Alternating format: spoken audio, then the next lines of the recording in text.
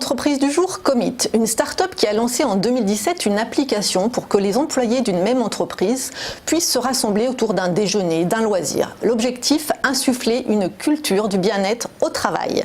Avec nous sur le plateau ce matin, son cofondateur, Samuel Métias, bonjour. Bonjour. Alors avant d'évoquer Commit, est-ce que vous pouvez nous parler un petit peu de Happytech, qui est ce mouvement de start-up qui mettent la technologie au service du bien-être au travail et dont vous êtes le fondateur? Oui, effectivement, cofondateur. Donc la Happytech, c'est un mouvement, un collectif de solutions technologiques innovantes qu'on labellise parce qu'on vérifie un certain nombre de critères pour s'assurer de la viabilité et de la qualité de ces solutions et qui sont mises à disposition des entreprises avec cette idée de dire que la technologie peut être au service de l'humain, qu'on peut réhumaniser le digital et donc on va faire la promotion de ces solutions pour qu'elles aillent dans les entreprises, atteignent les salariés, atteignent leurs bénéfices, améliorent le bien-être et donc engagent les entreprises dans une démarche d'happy responsabilité. Et alors actuellement, il y a à peu près combien d'entreprises qui adhèrent à ce mouvement de Happytech? Alors aujourd'hui, il y a plus d'une cinquantaine de solutions technologiques. La première a été Commit, puisqu'on a fondé le mouvement à travers Commit à Paris, en France, malgré le nom anglo-saxon. Il y a plus d'une dizaine en France d'entreprises happy responsables qui sont engagées dans cette démarche, donc dans cette communauté d'entreprises qui y vont.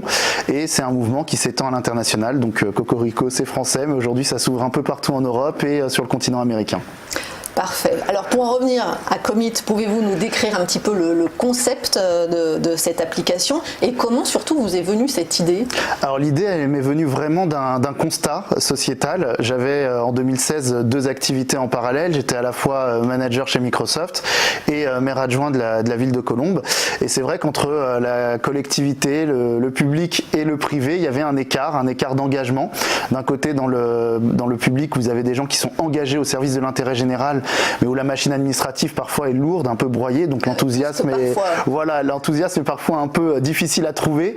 Alors que d'un autre côté, dans une entreprise américaine comme Microsoft, on reste un bureau commercial en France, mais avec beaucoup d'investissements sur l'humain et donc une énergie qui est palpante quand on arrive dans les locaux.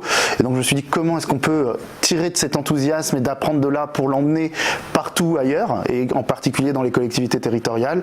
Et c'est de là que la conviction très forte est née de dire on est bien au travail quand on est d'abord bien avec les gens avec qui on travaille.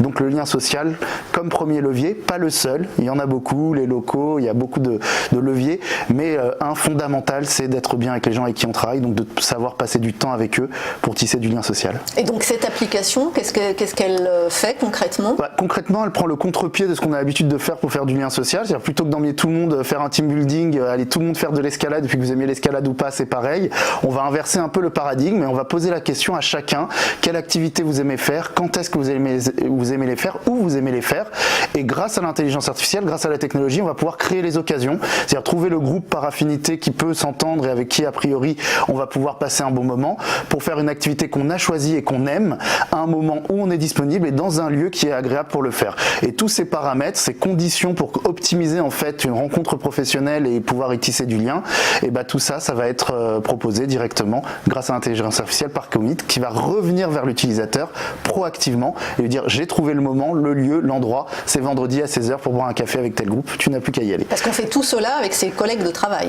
Alors on fait tout cela avec des professionnels, donc effectivement Commit c'est la contraction de communauté et de meeting, donc on se rencontre dans une communauté et a fortiori une entreprise est une communauté, donc on personnalise effectivement toute l'expérience pour une entreprise, mais on peut aussi le faire avec n'importe quel professionnel autour de soi. Là aujourd'hui vous téléchargez l'application, vous vous connectez sur le service web, vous pouvez l'utiliser avec n'importe quel autre utilisateur de Commit, mais encore plus fort, vous pouvez le faire au sein de votre entreprise pour améliorer le bien-être dans l'entreprise. Alors qui sont les utilisateurs de l'application? Les salariés?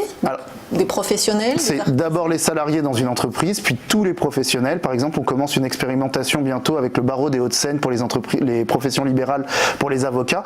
Donc on a vraiment capacité en fait à rencontrer tout type de professionnels. C'est une bonne idée pour les avocats. Pas que, mais c'est aussi le café entre deux audiences au palais ou plutôt que déjeuner seul, retrouver des confrères. En fait, c'est dès que vous avez une communauté d'intérêt, vous allez pouvoir vous rencontrer.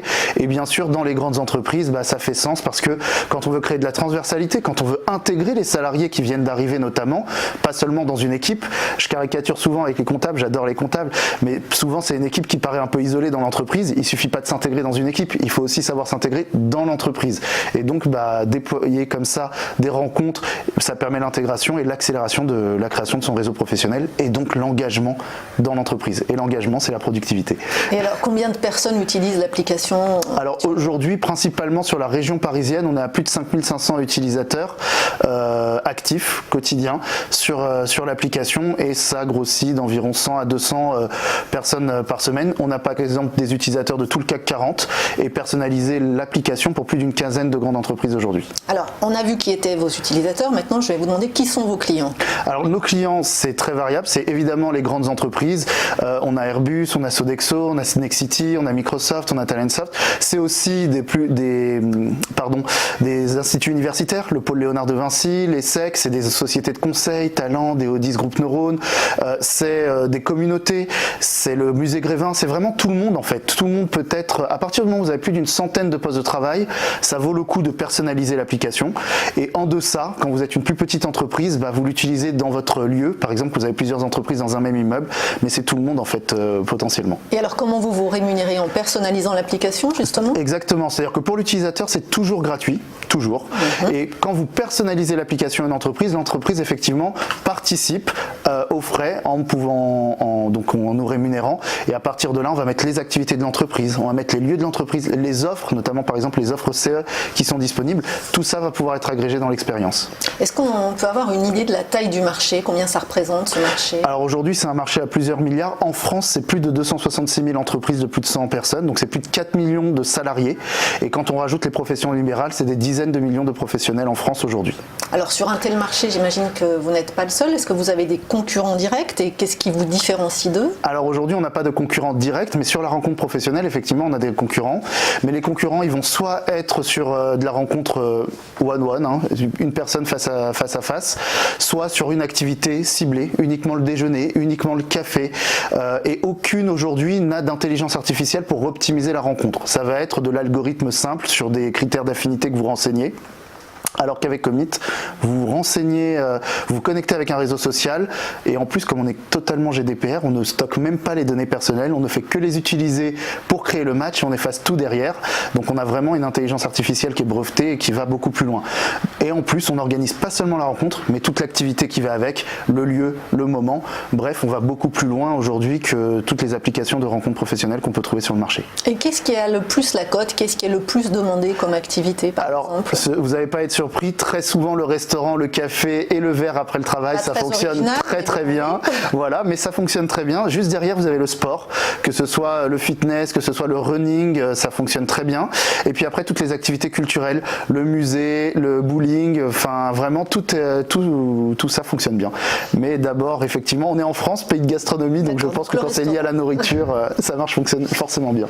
Alors, est-ce qu'on peut faire un point maintenant chiffré, en tout cas sur le chiffre d'affaires et sur le financement de votre développement? Alors aujourd'hui, on a un chiffre d'affaires, on a fait x4 entre notre premier exercice et notre deuxième. Parce que ça a été lancé en 2017. Alors ça a été lancé en 2017 avec des expérimentations, et le produit tel qu'il existe aujourd'hui a 1 an puisqu'il a été lancé en février 2018. Entre temps, on a fait un certain nombre d'expérimentations qui nous ont permis de le créer vraiment en fonction des besoins de nos utilisateurs.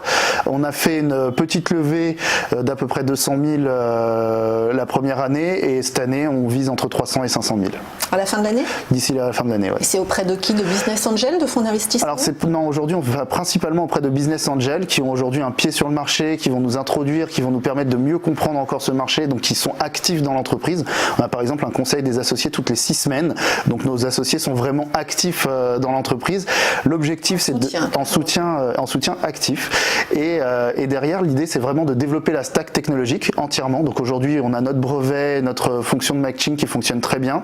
On va passer en format marketplace avec tout un réseau d'affiliés, puisqu'aujourd'hui on vous emmène faire des activités, on va vous emmener chez des partenaires qui vont vous proposer un avantage utilisateur, qui vont être prévenus et qui vont vous accueillir avec forcément des spécialités, des choses un peu spéciales pour nos utilisateurs, et à terme intégrer aussi tout ce qui va être moyen de paiement et cagnotte entreprise.